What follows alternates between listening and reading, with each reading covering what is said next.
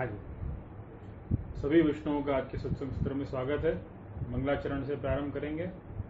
नमो भगवते तस्मै कृष्णाय अद्भुत कर्मणे रूप नाम विभेदेन जगत क्रीडति यो यतः मदनं कामरूपेण स्त्री भावाद् भावितो हरिः मोहयन् मूलरूपेण अवतीर्ण सेव्य एव सः यत्कृपालवमाश्रित्य तरन्ति भवसागरं पद्मावती मनोमोदं घनश्यामम् अहं भजे।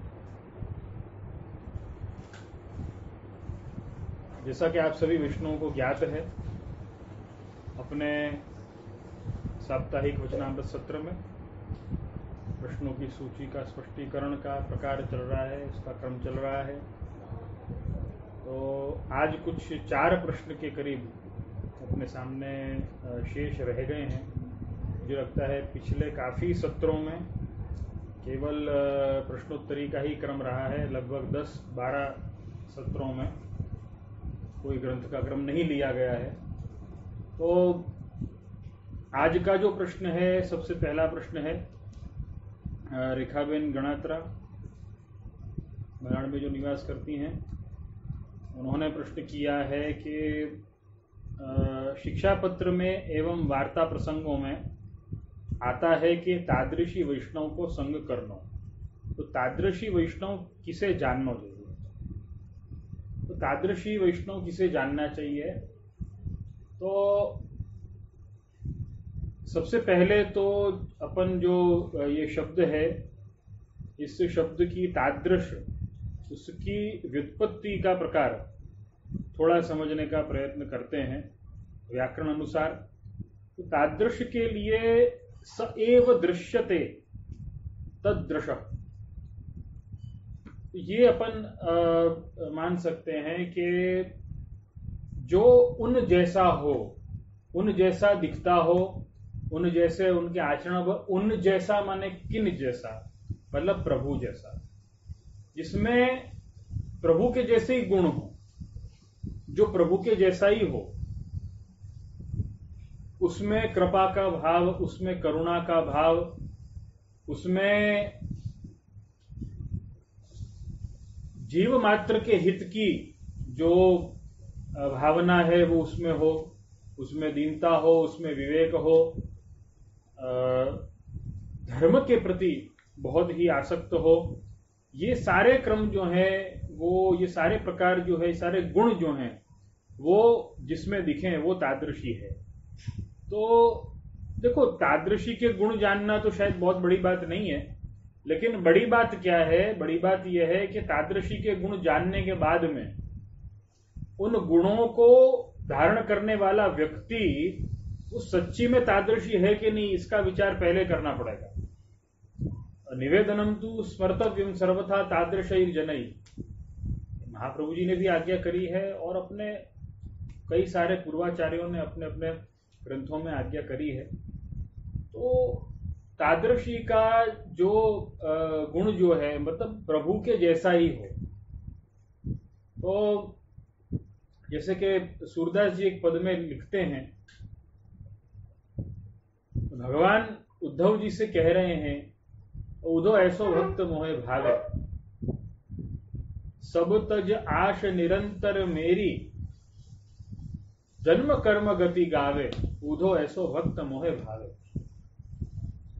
भगवान कह रहे हैं कि मुझे ऐसा भक्त प्रिय है जो सब तज के, वही प्रकार अपन मान सकते हैं जो श्री प्रभु ने, भगवान ने गीता जी में अर्जुन को उपदिष्ट किया। अर्जुन को जो भगवान ने कहा, सर्वधर्मान परित्यज्य मामेकम शरणम व्रज, तो मेरी शरण में आ जा, सर्व धर्मों का त्याग करके मेरी शरण में आ जा।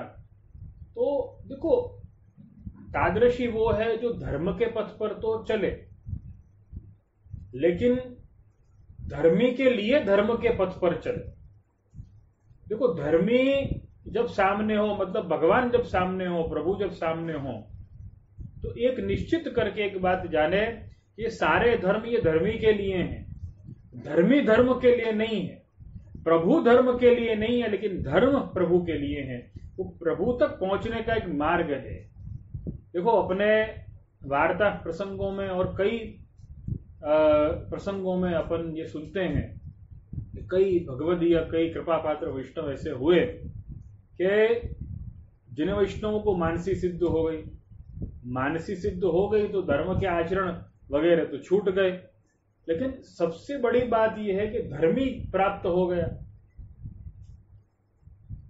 तो धर्मी प्राप्त होने पर धर्म गौण होना, इसका जो विवेक है, देखो ज्यादातर आज की परिस्थिति में ऐसा होता है कि धर्मी तो प्राप्त हुआ नहीं है, उसके पहले ही धर्म को गौण बना दिया, ये बोलते हुए कि भाई सेवा जो है, प्रभु जो है वो तो केवल भावना का विषय है। तो वैष्णव भावना तो वो है कि जो श्री महाप्रभु जी को अभिप्रेत है, गोपीजनों की भावना अभिप्रेत है। देखो, गोपीजनों को फॉलो करना है, लेकिन गोपीजनों को कॉपी नहीं करना है। जो गोपीजनों को फॉलो करता हो महाप्रभु जी की आज्ञा अनुसार, वो तादृशी है। लेकिन जो गोपीजनों को कॉपी करता हो, फॉलो न करता हो लेकिन कॉपी करता हो,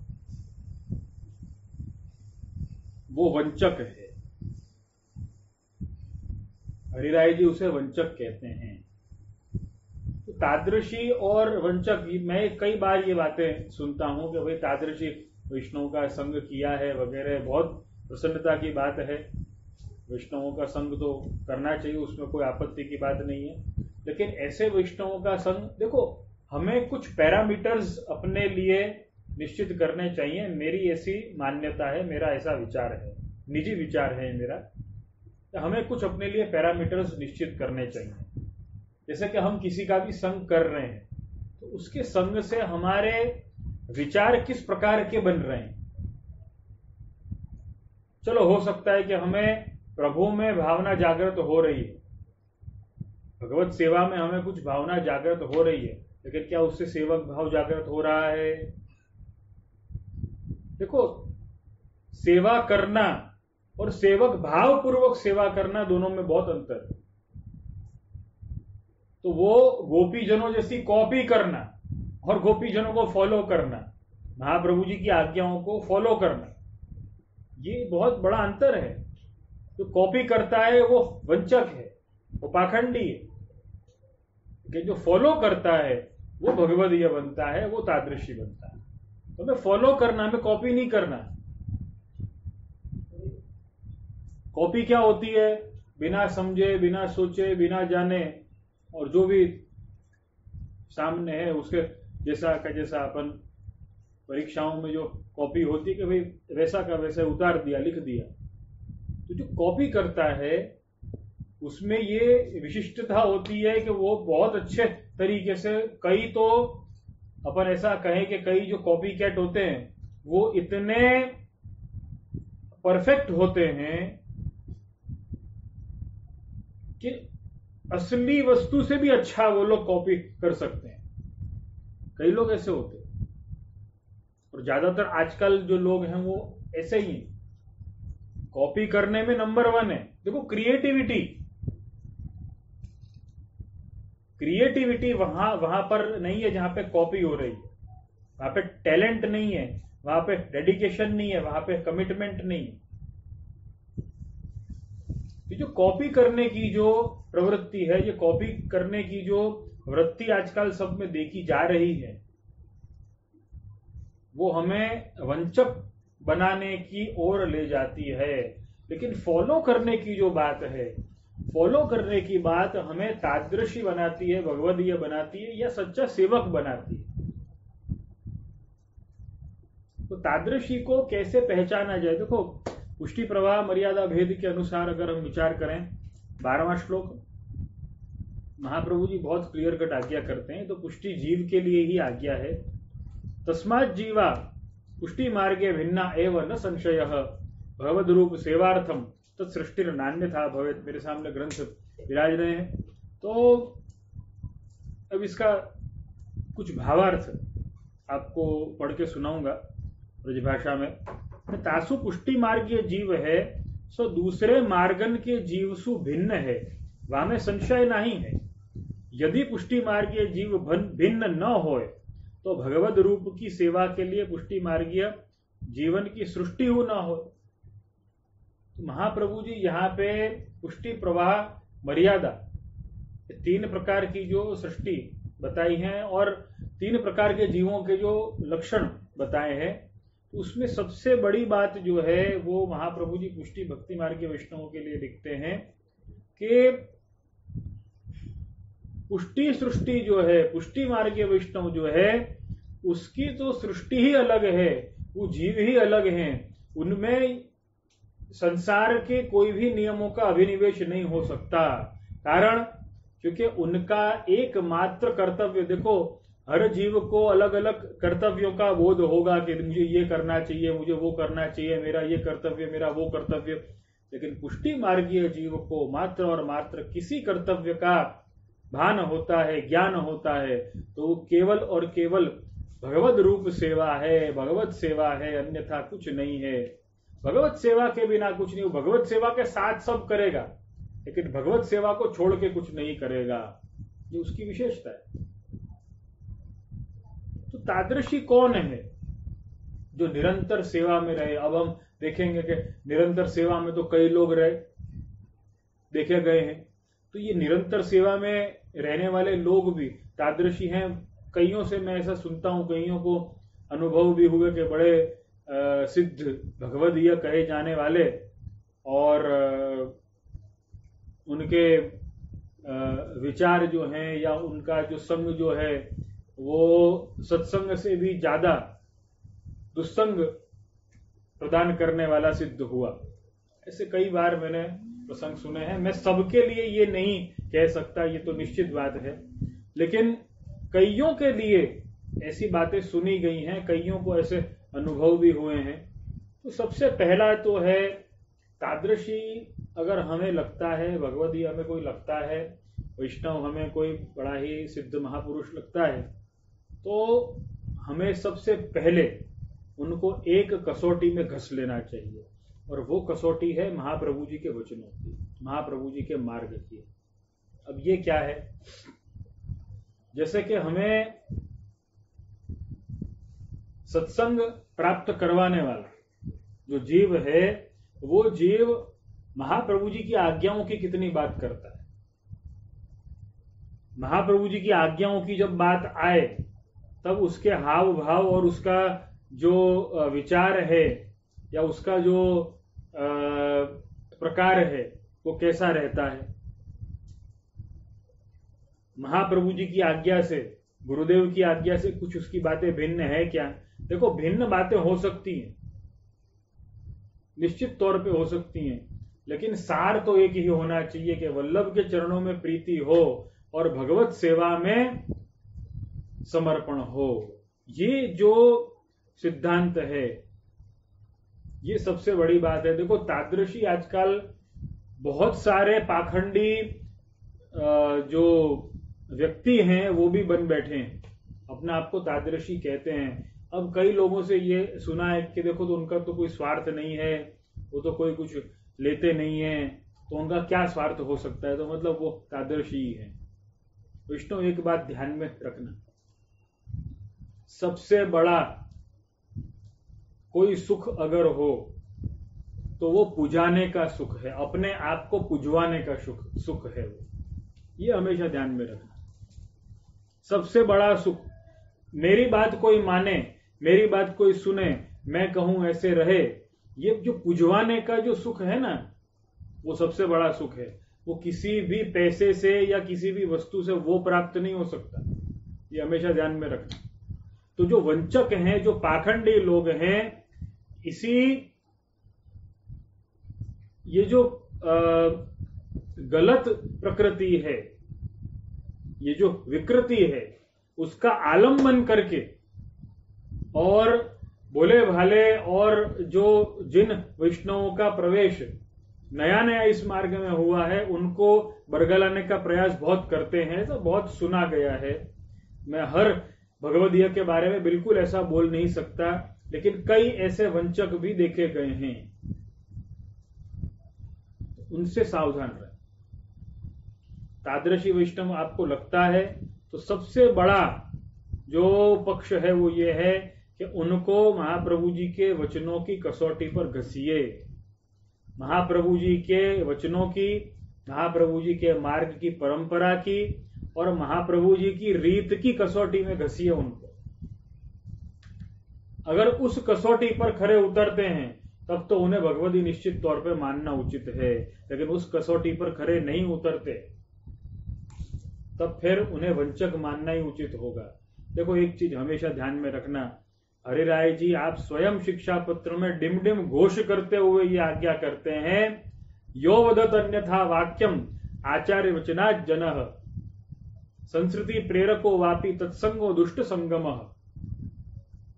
हरिराय जी ये आज्ञा करते हैं कि इस मार्ग में या इस पूरे ब्रह्मांड में जो पुष्टि मार्गीय वैष्णव है उसकी बात कर रहा हूं, पुष्टि मार्गीय वैष्णव के लिए यह सिद्धांत सर्वोपरि है।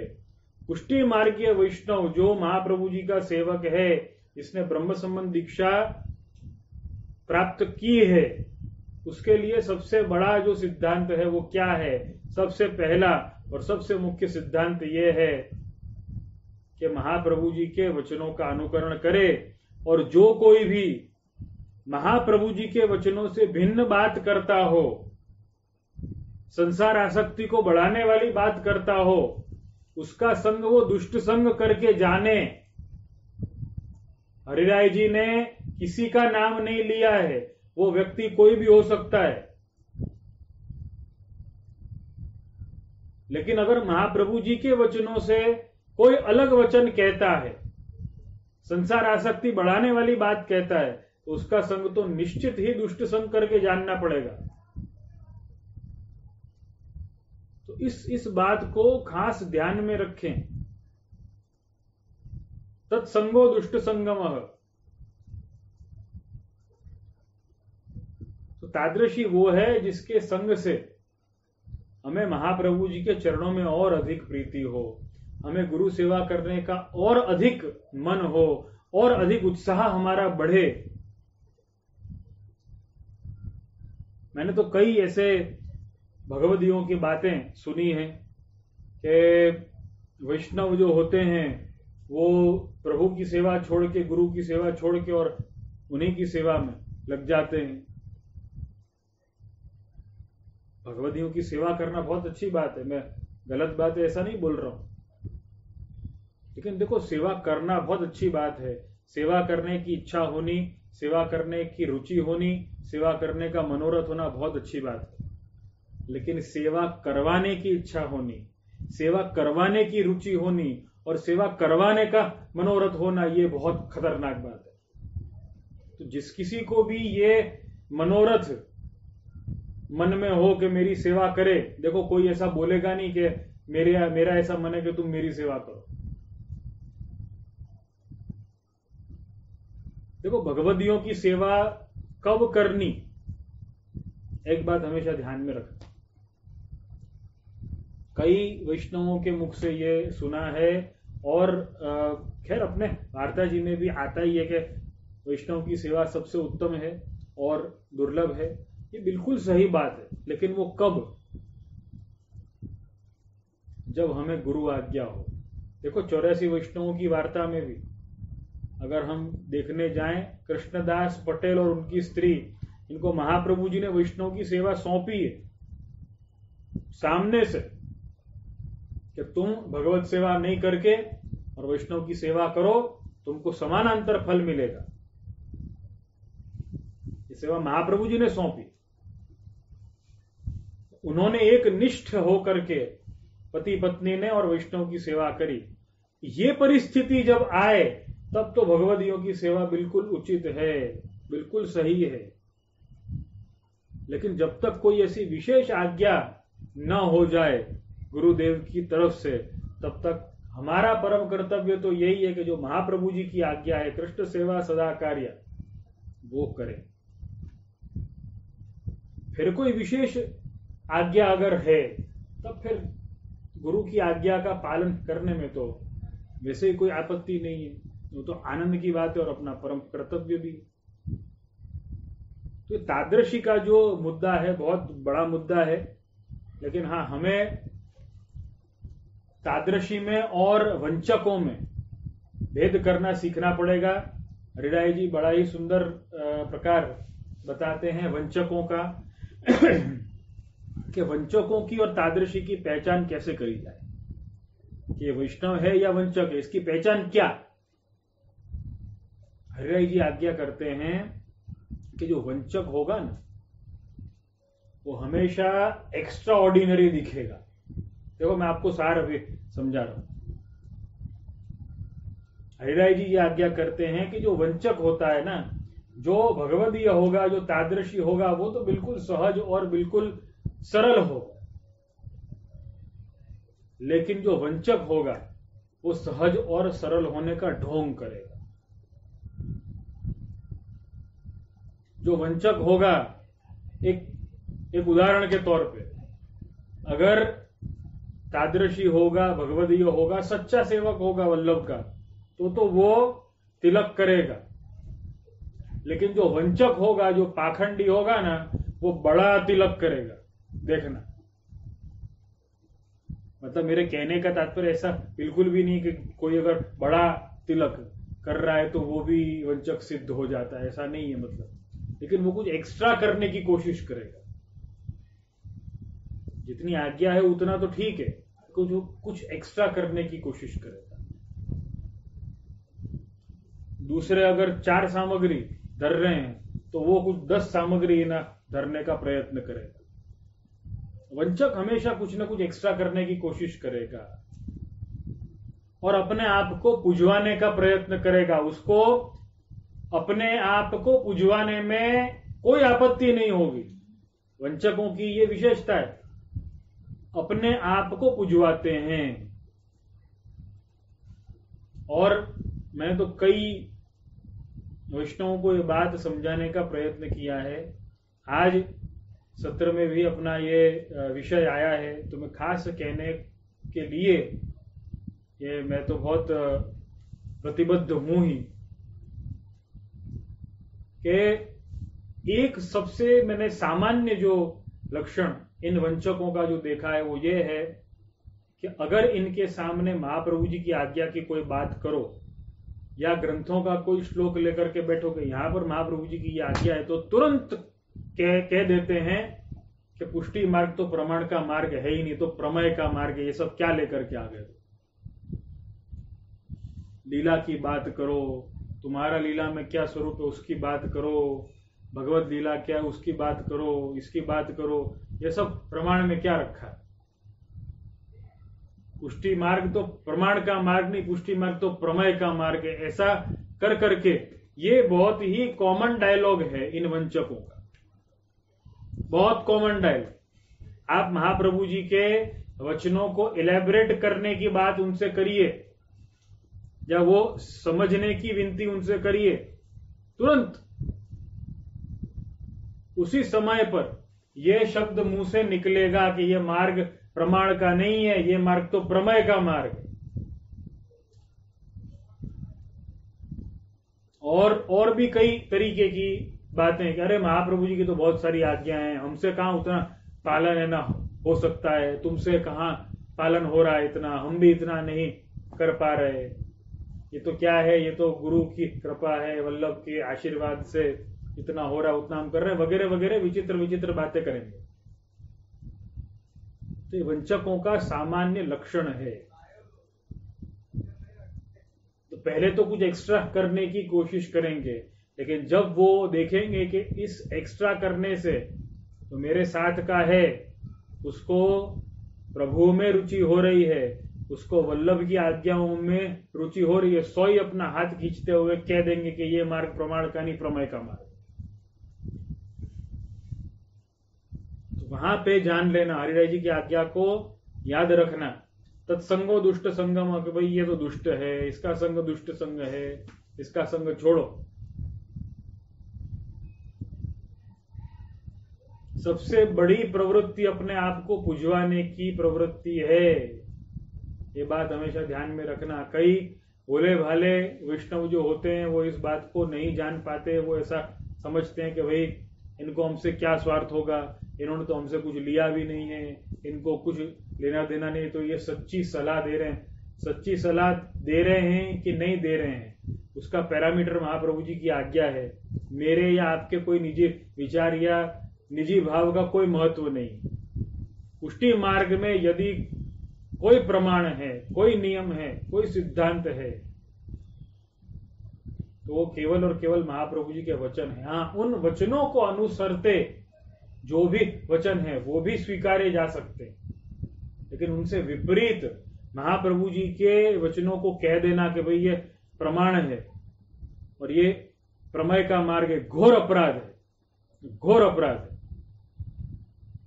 ऐसे अपराधियों से बिल्कुल दूर रहना चाहिए, ऐसे वंचकों से बिल्कुल दूर रहना चाहिए। तो तादृशी उनको जानना जिनके संग से वल्लभ के वचनों में रुचि बढ़े, वल्लभ की सेवा में रुचि बढ़े, भगवत सेवा में हमारा मन बढ़े। और कई लोगों ने तो क्या क्या शुरू कर दिया कि महाप्रभु जी की आज्ञा। देखो, एक तो ये कि महाप्रभु जी के वचन की जब बात हो तो वो बगले झांकता रहे, नहीं नहीं ये तो सब प्रमाण है, ये है वो है। और दूसरी एक बहुत मुख्य बात है, दूसरी मुख्य बात यह कि वो महाप्रभु जी के वचनों का अर्थ घटन भी करता रहे। जैसे कि महाप्रभु जी की आज्ञा गृहस्थित्वा स्वधर्मतः, कि घर में रह के अपने स्वधर्म का पालन करो, घर में रह करके भगवत सेवा करो। तो वो घर में रह करके करो, घर में रह करके, ये बात को इतने गलत तरीके से समझाने का प्रयत्न करेगा कि तुम तुम्हारे घर में ही रह करके करो और कहीं जाने की जरूरत नहीं है। गुरु घर में जाओगे तो बड़ा ही प्रपंच होता है, बड़ा ही सब वहां पे राजनीति होती है, ये होता है वो होता है, बड़ा ही दुस्संग वहां पे प्राप्त होता है, वगैरह वगैरह कई सारी बातें पहले से ही तुमको समझा देगा। इसलिए व्यक्ति जाने से ही डरे, गुरु से बात करने में भी डरे। और कई तरीके की बातें, वल्लभ तो अग्नि स्वरूप हैं, पास में जाएं तो भाई वो तो दाहक अग्नि है। अरे वो दाहक अग्नि नहीं है, सर्वोत्तम स्तोत्र से स्पष्ट है। दाहक अग्नि नहीं है, सुखरूपी अग्नि, जीव को सिद्ध करने वाली अग्नि। शीतकाल में अग्नि प्रज्वलित जब करते हैं तो कैसी उष्णता से कितना आनंद मिलता है, कैसा सुख मिलता है, वो अग्नि। दाहक अग्नि नहीं मानना, वो सुखरूपी अग्नि। तो ऐसी बातों को जो बढ़ाता रहे, जो ऐसी बातों को ही बोलता रहे, उसको मान लेना कि ये वंचक है, महाप्रभु जी के वचनों का अर्थघटन करता रहे। मूल श्लोक के जो पूर्वाचार्यों ने टीका लिखी है उस अनुसार वचन न कहे, उस अनुसार हमें ग्रंथों का अर्थ करके न बताए, लेकिन कोई अपना ही अर्थ लगा दे, तो वो वंचक जानना। तो ये तादृशी जो है ये विषय बड़ा ही गहन है। और मैं जरूर ये बात कहना चाहूंगा कि तादृशी ढूंढने के चक्कर में हमें पड़ने की कोई आवश्यकता नहीं है। न हर किसी को तादृशी मान लेने की कोई आवश्यकता है, और न ये सोचने की आवश्यकता है कि मुझे तादृशी आज तक नहीं मिला है, मतलब मेरा जो भाव है या मेरी जो सेवा है वो अधूरी है, ऐसा भी मानने की कोई आवश्यकता नहीं। गुसाई जी का सेवक वो काबुल में रहता था कि श्री जी को जब काबुल से भिजवाया हुआ, काबुल से पधराया हुआ, उसका वो रेशमी टुकड़ा, वार्ता जी में आता है उल्लेख, परकालो, तो वो रेशमी वस्त्र का टुकड़ा जब श्रीजी बाबा को उड़ाया, क्या कि शीतकाल प्रारंभ हो गया था, गद्दल उड़ाई, श्रीजी बाबा की शीत ही शांत ना हो, दूसरी गद्दल उड़ाई तो भी क्या नहीं, तीसरी उड़ाई, चौथी उड़ाई नहीं, वो वैष्णव ने जो परकालो पधराओ वो पधराओ, वो उड़ाओ, तब जाके श्री जी बाबा की शीत शांत हुई। आप मुझे बताओ वो काबुल में रहने वाला वैष्णव कौन से तादृशी को ढूंढने गया होगा। मैं ये बात नहीं कर रहा हूं कि सबको अपने घर में ऐसे ही बैठ जाना चाहिए, मैं ये बात नहीं कर रहा हूं, लेकिन वंचकों में नहीं फंसना उसका ध्यान रखें। तादृशी को ढूंढने के चक्कर में कहीं वंचकों के चक्कर में न पड़ जाएं, वो खास ध्यान रखना है। तादृशी तो मिलेंगे, लेकिन वंचक जो है वो और अंतराय करवा देंगे, इसका ध्यान रखने की आवश्यकता है खास। तो ये वंचकों के लक्षण, मैं तो ये कहूंगा तादृशी के लक्षण से ज्यादा हमें आज के इस समय में वंचकों के लक्षणों को याद रखना चाहिए। वंचकों के लक्षणों को रखेंगे याद तो उनसे हम बचे हुए रहेंगे, और फिर जो शेष हैं वो तो सब तादृशी हैं। तो बहुत सिंपल हो गया कि नहीं। तो वंचकों से बचें, और पुष्टि सृष्टि जो है वो तो भगवद रूप सेवार्थम तत्सृष्टि नान्यथा भवे। महाप्रभु जी की आज्ञा का पालन, महाप्रभु जी के वचनों से भिन्न बात करने वाला व्यक्ति कोई भी हो, वो कोई भी हो, चाहे वो वैष्णव हो, चाहे वो वल्लभ कुल का बालक ही क्यों ना हो, चाहे वो मैं क्यों ना हो, मेरी बात भी मानने की कोई आवश्यकता नहीं है। महाप्रभु जी की आज्ञा सर्वोपरि है। ऐसा हो सकता है, वैष्णव ऐसा हो सकता है कि कई वचनामृतों में मेरी बात यदि महाप्रभु जी की आज्ञा से कुछ भिन्न लगती हो तो मुझे गलत मान लेना, मुझे बहुत हार्दिक प्रसन्नता होगी उसमें। महाप्रभु जी को सही मानना, मुझे बड़ा आनंद होगा उसमें। मुझे गलत मान लेना, महाप्रभु जी को सही मानना, मुझसे भी गलती हो सकती है, मैं इस बात को आज तहे दिल से स्वीकारूंगा। प्रयत्न यह है कि महाप्रभु जी की आज्ञा का हूबहू जो रूपांतरण है, जो अनुवाद है, रूपांतरण नहीं अनुवाद जो है, उसको कैसे आप तक पहुंचाया जाए, महाप्रभु जी की आज्ञाओं को आप तक कैसे सुलभ किया जाए, वो प्रयत्न है। लेकिन अगर कोई आज्ञा से विपरीत बात मेरी अगर हो तो महाप्रभु जी सच्चे और मैं झूठा। गुरु तो एक श्री वल्लभ महाराज, और गुरु कहावे मिथ्या, हरि विमुख करन के काज, गुरु तो एक श्री वल्लभ महाराज। ये बात हमेशा ध्यान में रखें। और तादृशी के लक्षणों को जाने बहुत अच्छी बात है, लेकिन उसके साथ साथ में पहले वंचकों के लक्षणों को पहले जान लें तो उनसे बचे हुए रहेंगे। फिर ठाकुर जी की कृपा से तादृशी निश्चित ही प्राप्त हों।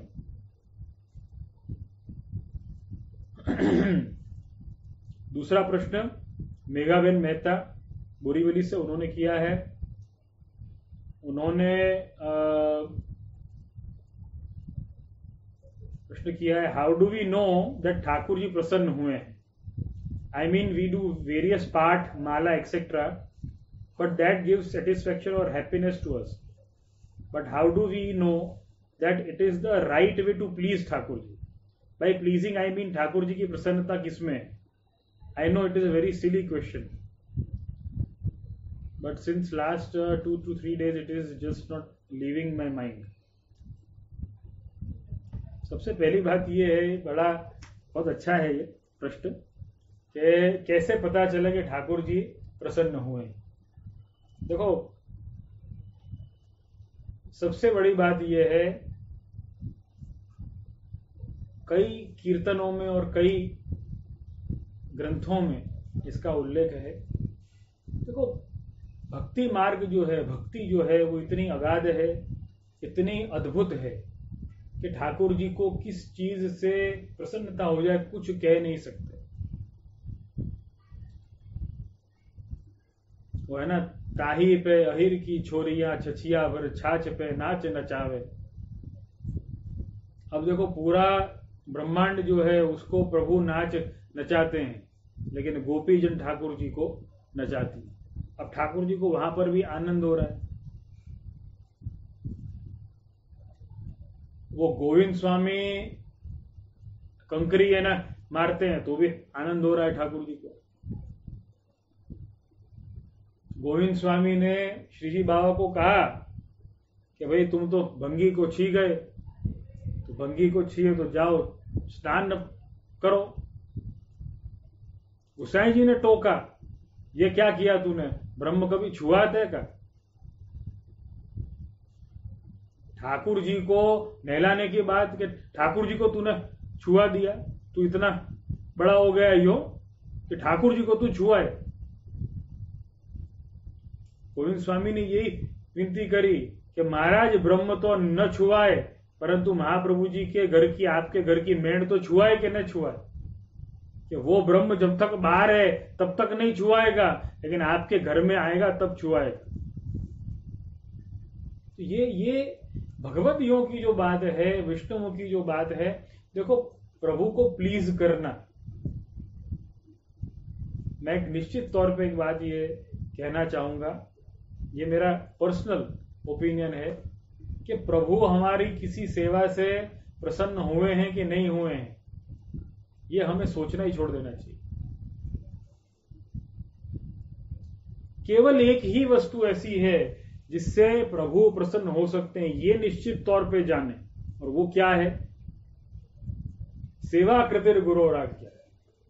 जब गुरु की आज्ञा पूर्वक हम सेवा करेंगे तो प्रभु की प्रसन्नता को प्राप्त होंगे,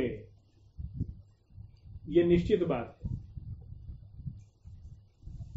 वापस उसमें बाधनम व हरिच्छया है कि भाई प्रभु की कोई विशेष आज्ञा हो तो तद अनुसार करना, गुरु की आज्ञा से अलग कुछ प्रभु की विशेष आज्ञा भी होती हो तो पहले वो करना। लेकिन प्रभु हमारी किसी सेवा से प्रसन्न हुए हैं कि नहीं हुए हैं? देखो, प्रभु की प्रसन्नता का कारण मात्र और मात्र, जैसे कि श्री महाप्रभु जी ने आज्ञा करी है गोपी गीत की सुबोधनी में, भक्ता नाम दैन्यमेवैकम हरि तोषण साधनम, कि हरि की तुष्टि का साधन, हरि के संतोष का साधन या हरि की प्रसन्नता का साधन अगर कोई है तो मात्र और मात्र दीनता है। तो प्रभु इस दीनता से, इस सरलता से, इस सहजता से प्रसन्न होते हैं। अब वो सहजता, सरलता, देखो गोविंद स्वामी को, प्रभु को काकरी मार करके भी, कंकड़ मार करके भी उनमें वो सहजता है, सरलता है, तो प्रभु उनसे प्रसन्न होते हैं।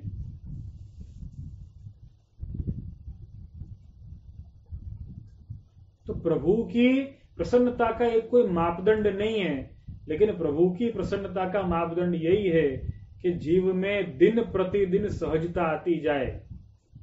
जितने हम सहज आज हैं उतने ही सहज, उससे ज्यादा सहज हमें कल होना है, उससे ज्यादा परसों होना है। दीनता का भाव हमें डेवलप करते ही रहना है। भक्तानाम दैन्यमेवैकम हरि तोषण साधन, महाप्रभु जी की आज्ञा, एकमात्र दीनता साधन है। दीनता क्या है? खुद की असमर्थता का निश्चय और प्रभु की सर्व सामर्थ्यता का निश्चय, कि प्रभु सर्व सामर्थ्यवान है और मैं बिल्कुल असमर्थवान हूं, मेरी कोई सामर्थ्य नहीं है।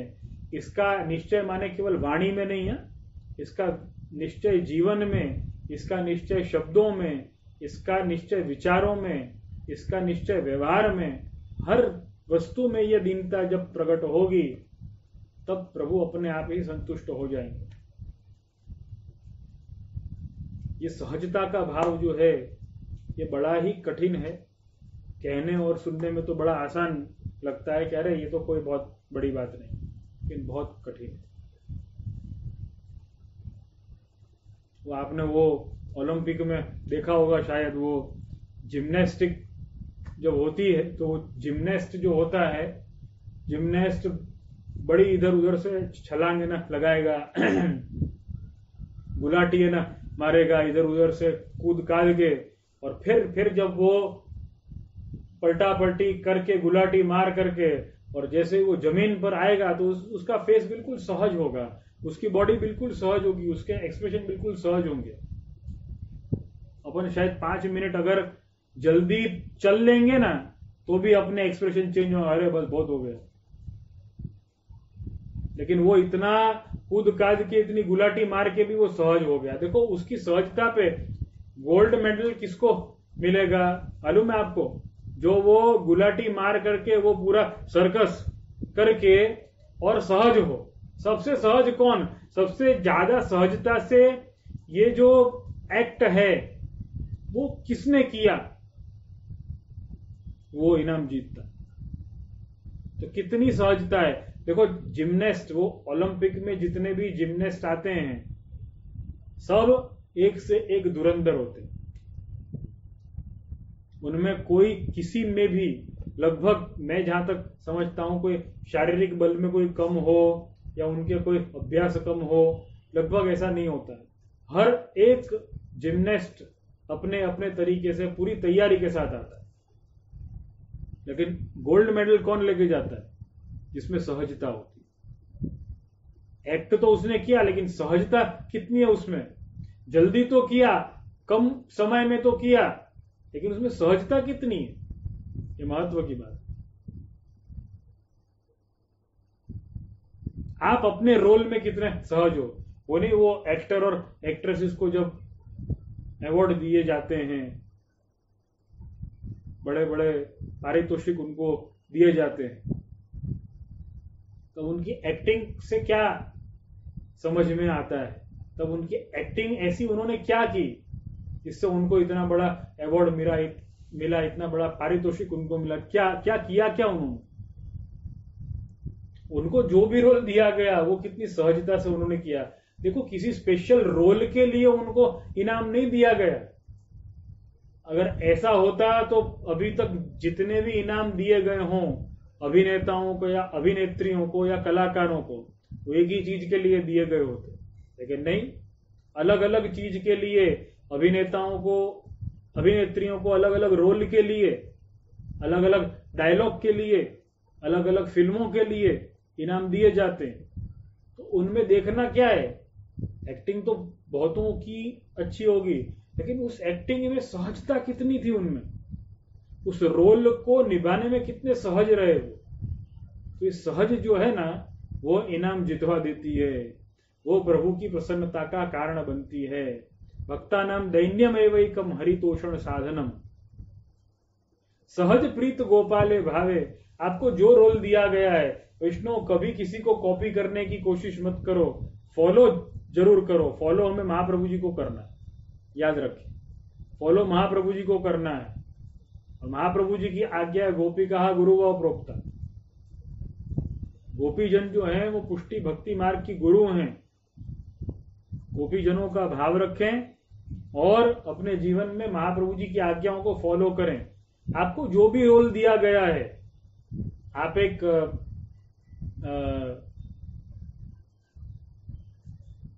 बिजनेसमैन हो, कोई अन्य प्रोफेशन में हो, आप स्टूडेंट हो, आप हाउसवाइफ हो, आपको जो भी रोल ठाकुर जी ने दिया है जीवन में, आप उस रोल को अच्छी तरह निभाओ, सहजता से निभाओ। सबसे बड़ा रोल आपको मिला है, आपने ब्रह्म संबंध लिया है, तो आपको एक वैष्णव का, आपको एक सेवक का रोल मिला है, उस रोल को भी सहजता से निभाओ।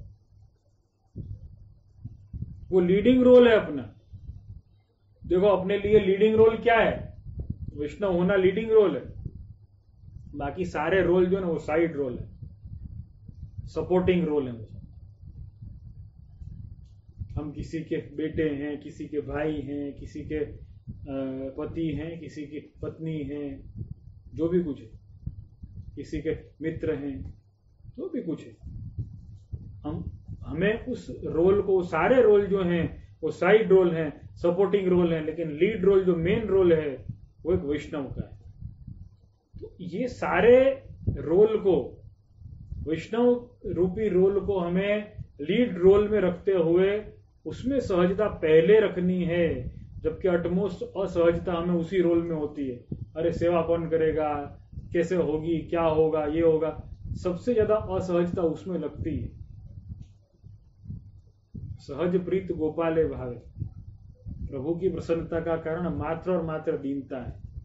और प्रभु कैसे प्रसन्न हुए ये हमें पता चले कि प्रभु प्रसन्न हुए कि नहीं हुए। प्रभु प्रसन्न हुए कि नहीं हुए हमें इसी से समझ में आ जाएगा कि जब प्रभु प्रसन्न होते हैं तब हमारी आसक्ति जो है वो वल्लभ के चरणारविंद में विशेष हो जाती है। हम सेवा इस भाव से नहीं कर रहे हैं कि ये हमारे भगवान है ना, हम इस भाव से सेवा करते हैं। ये दृढ़ता, ये निश्चय, ये भाव हमारे में कूट कूट कर भरा होता है जब प्रभु की प्रसन्नता होती है। ये तो वल्लभ की आज्ञा है, ये तो वल्लभ के ठाकुर जी हैं, ये तो गोपीजन वल्लभ हैं, इनकी मैं सेवा गोपीजनों के भाव के सिवाय कर ही नहीं सकता। ये सहजता जब आए,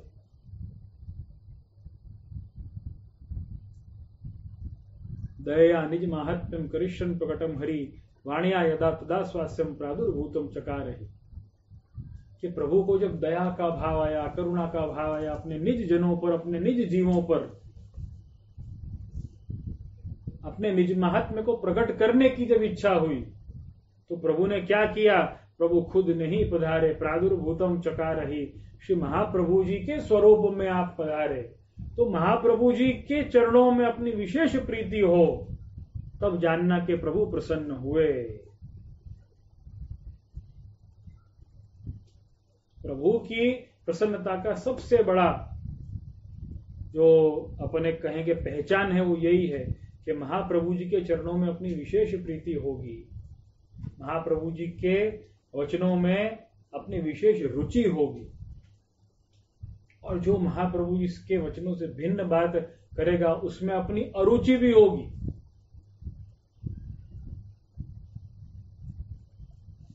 तो ये दृढ़ता का जो भाव है, ये डेडिकेशन, ये कमिटमेंट जो है, ये जब आएगा तब प्रभु प्रसन्न हुए, ऐसा मानना।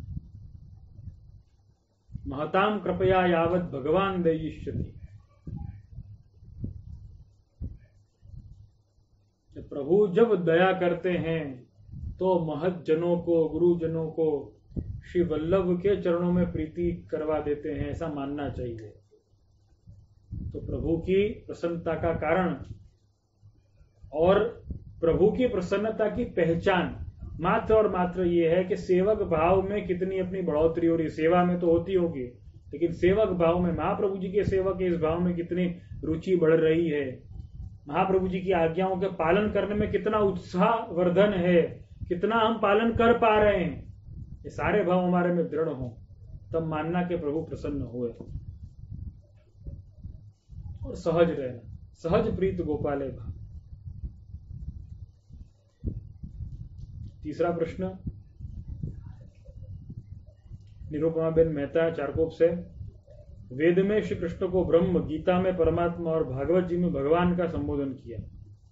वस्तुतः तो सब एक श्री कृष्ण ही हैं, तो अलग अलग संबोधन क्यों है? तो इसका सहजता से अगर जवाब अगर दूं तो आपके पिता आपको क्या कहेंगे? आपको बेटी कहेंगे। आपके समझो आपका ननंद का बेटा होगा, वो आपको क्या कहेगा? वो आपको मामी कहेगा। आपका बेटा आपको मां कहेगा। आप तो एक ही हो, लेकिन तीनों व्यक्ति आपको अलग अलग प्रकार से संबोधन करेंगे। क्यों ऐसा है? क्योंकि उन तीनों का संबंध अलग है, उन तीनों का दृष्टिकोण अलग है, इसलिए वो अलग अलग नाम से संबोधन किया जाता है। वस्तुतः कृष्ण एक ही हैं, लेकिन जहां पे निराकार लीला प्रभु को करनी है वहां पे ब्रह्म सिद्ध हो जाते हैं, जहां पे सर्वाकार लीला प्रकट करनी है वहां पे परमात्मा हो जाते हैं, जहां पे साकार भक्ति गम्य भगवान बनते हैं, जब अपने भीतर भक्ति प्रकट होती है तब वो भगवान बनता है। बिना भक्ति प्रकट हुए वो भगवान नहीं बनता है। तो संबोधन इसीलिए अलग अलग हैं क्योंकि भाव अलग अलग हैं, उनके स्वरूप अलग अलग हैं और उनसे संबंध अलग अलग है। तो इस कारण से संबोधन अलग अलग होते। सब ग्रंथों में पुष्टि पुरुषोत्तम यानी श्री कृष्ण ही लेने का अर्थ अनर्थ हो सकता है।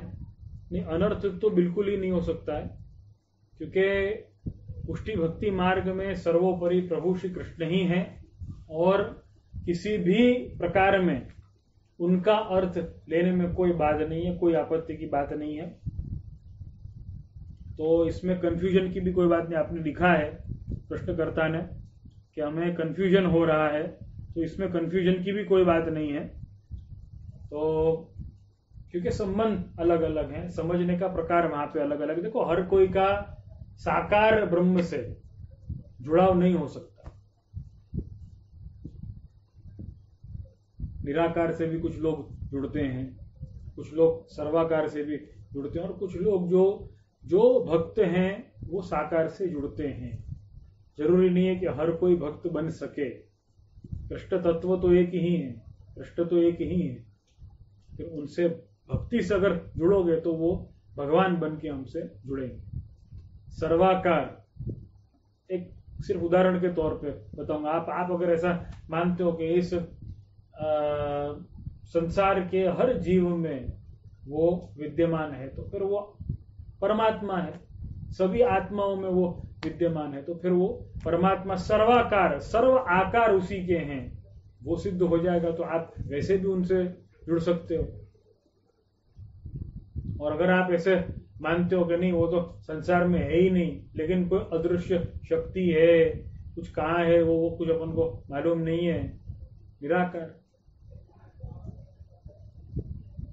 तो आप कैसे जुड़ते हो उसके ऊपर है। आपके ननंद का बेटा आपको मामी ही है ना कहेगा, देखो जुड़ आपसे ही रहा है, लेकिन किस भाव से और किस तरीके से, किस संबंध से जुड़ रहा है, वो महत्व की बात है। तो ऐसे ही जब कृष्ण से कोई जुड़ता है तो किस संबंध से, किस भाव से जुड़ता है, उसके अनुसार कईयों के लिए आप ब्रह्म सिद्ध होते हैं, परमात्मा होते हैं, कईयों के लिए भगवान सिद्ध होते हैं। चौथा, तीसरे प्रश्न में एक दूसरा पार्ट है। निरुपमा बेन ने यहाँ पे गुजराती में प्रश्न किया, जन्माष्टमी ना दिवसे पंजेरी धरવાનો શું ભાવ છે? पंजेरी तो खास केम आवे છે? तो जन्माष्टमी ना दिवसे पंजेरी धरવાનો भाव बाल भाव છે। और हम ऐसा मान सकते हैं कि देखो, जन्माष्टमी के दिन पंजेरी भोग नहीं आती है, मतलब जन्माष्टमी उत्सव के अंतर्गत आती है, लेकिन जन्माष्टमी के दिन नहीं आती है, वो प्रभु का प्रागट्य होने के पश्चात आती है। वल्लभ कुल के घरों में महाभोग के समय में आती है, और सेवक विष्णु के घर में नवमी के दिन राजभोग में आती है। तो जन्माष्टमी के दिन नहीं आती है, लेकिन जन्माष्टमी के पश्चात आती है। जन्माष्टमी जो है वो प्रभु का जन्मदिन है। अष्टमी को प्रभु का जन्मदिन, प्रभु का बर्थडे मनाया जाता है, और अष्टमी के दिन रात को उसका वापस जन्म हो जाता है। अपने भाव रूपी कृष्ण का जन्म वापस हो जाता है। वो 5200 और 47 साल उसको पूरे जरूर हुए इसी अष्टमी को। ये गई जो अष्टमी को 5247 साल पूरे अवश्य हुए, लेकिन वो नवमी को वापस अपने लिए प्रकट हो गया। मतलब अष्टमी की मध्य रात्रि को वो वापस अपने लिए प्रकट हो गया, इसीलिए नंद महोत्सव मनाया जाता है। देखो, सबका जन्मदिन एक दिन का, प्रभु का जन्मोत्सव 2 दिन का। कारण क्या? जन्मदिन तो एक ही दिन का है, जन्माष्टमी को ही जन्मदिन है। और आप सारे क्रम अगर देखोगे तो आपको समझ में आएगा। पंचामृत होते हैं, तत्पश्चात अभ्यंग श्रृंगार होते हैं, तत्पश्चात अभ्यंग श्रृंगार होने के बाद में और सीधे तिलक होते हैं। तिलक जब होते हैं तो जन्म पत्रिका का वांचन होता है। वल्लभ कुल के घरों का यह क्रम है। जन्म पत्रिका का वांचन होता है। जन्म पत्रिका के वांचन के पश्चात शतलंग गुड़ की लोटी भोग आती है।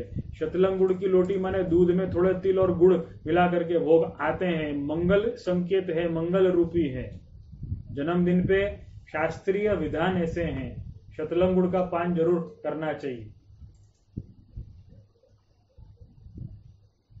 दीर्घायु प्राप्ति का भाव है उसमें भी। तो ये प्रकार सारे जन्मदिन के हैं कि प्रभु का जन्मदिन है उस दिन, भाई प्रभु का बर्थडे आ गया, और अष्टमी के दिन वापस वो प्रकट हो गया, इसलिए फिर नंद घेरा नंद भयो शुरू हो जाता है। देखो, अष्टमी के दिन नंद घेरा नंद भयो नहीं होता है, लेकिन नवमी के दिन होता है। उसका कारण क्या है? क्योंकि अपना भाव रूपी कृष्ण जो है वो अष्टमी की मध्य रात्रि को प्रकट होगा, अष्टमी की सुबह वो प्रकट नहीं हुआ है। तो पंजीरी उसके बाद भोग आती है। तो उसके बाद भोग आने का भाव क्या है? यशोदा जी के भाव से भोग आती है, बाल भाव से भोग आती है। और अपने श्री घनश्याम जी के घर में, सप्तमेश महाप्रभु के घर में जन्माष्टमी के महाभोग में भोग आती है, और राधाष्टमी के राजभोग में भोग आती है। 2 ही बार भोग आती है और भोग आती नहीं, ऐसा क्रम है। तो पंजीरी का भाव जो है, धरने का भाव जो है, वो बाल भाव है यशोदा जी के भाव से। पंजीरी खास क्यों भोग आती है?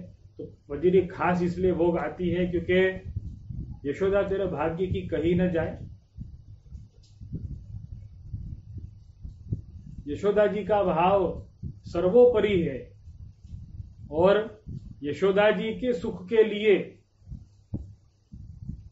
पंजीरी अरोगाई जाती है।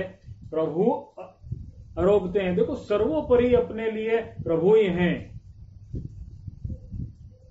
यशोदा जी के भाव से प्रभु को भोग आती है, बाल भाव है इसलिए जच्चा बच्चा दोनों स्वस्थ रहे, आनंद में रहे। रज आरज लागो मेरी अखियन, रोग दोष जंजाल, रानी तेरो चिरजियो गोपाल। आशीष का है ना पद ये। तो पुष्टि भक्त का भाव, बाल भाव, बहुत अद्भुत भाव है पुष्टि भक्ति मार्ग में।